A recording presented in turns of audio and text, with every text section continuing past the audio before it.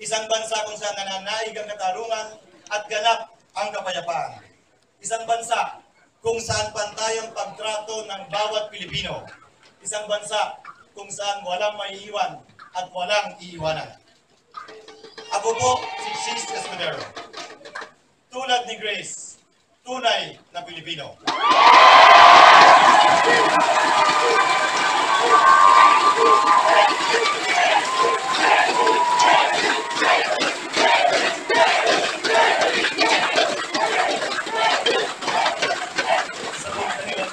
Bakit nandito tayo sa club?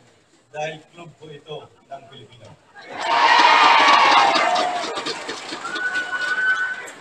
Ako po si Jesus Escudero, isang tunay na Pilipino.